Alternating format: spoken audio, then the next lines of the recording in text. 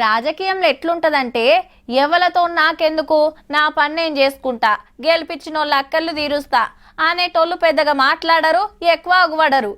ఇక రెండో రకం లీడర్లు ఎప్పుడో పంచాయతీ మోపు చేస్తారు. ఆష్టమైతే జగడాలు లొల్లులు. ఈగేముంది, ఎప్పుడు టీవీలల్లా పేపర్లల్లా అగువడతనే ఉంటారు. మరి గీసారు అట్లనో ఇట్లనో మీకే తెలవాలే.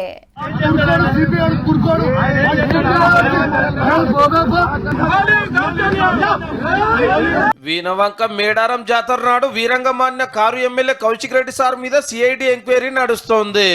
జాతర అయిన ఆఫీసర్లు వచ్చి ఆ దినం ఏమయ్యింది, ఎట్లా అయింది, పోలీసు వాళ్ళను అట్లనే దుఃఖాలు పెట్టిన వాళ్ళను అడిగి వివరాలు రాసుకున్నారు. అయితే కరీంనగర్ పోలీస్ కమిషనర్ ను మతం పేరుతోటి తిట్టిండు అనేది అసలు కేసు. ఎమ్మెల్యే గారు సారీ చెప్పాలని ఐపీఎస్ ఆఫీసర్ల సంఘం డిమాండ్ చేస్తే సార్ ఏమో గీ సవాల్ చేస్తున్నాడు.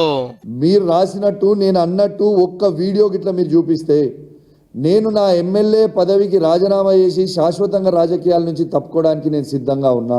హుజురాబాద్ నియోజకవర్గం వీనవంకల సమ్మక్క సారలమ్మ జాతర 50 ఏళ్ల కంచెల్లి నడుస్తుంది.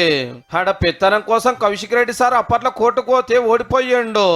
మొన్న జాతర నాడు దర్శనానికి ఇంటోళ్లను కార్యకర్తలను ఇంటేసుకొని పోతుంటే అందరు వద్దు సారు, లొల్లి అయ్యే డేంజర్ ఉంది, మీ ఇంటోళ్ళే ఓన్రి అన్నందుకు రోడ్డు మీద ఊకున్నాడు.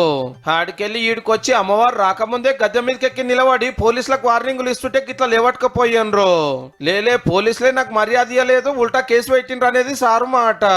మీ ఆఫీసర్లు అందరూ కూడా ముక్కు భూమికి రాకి తప్పైందని క్షమాపణ చెప్పాలి.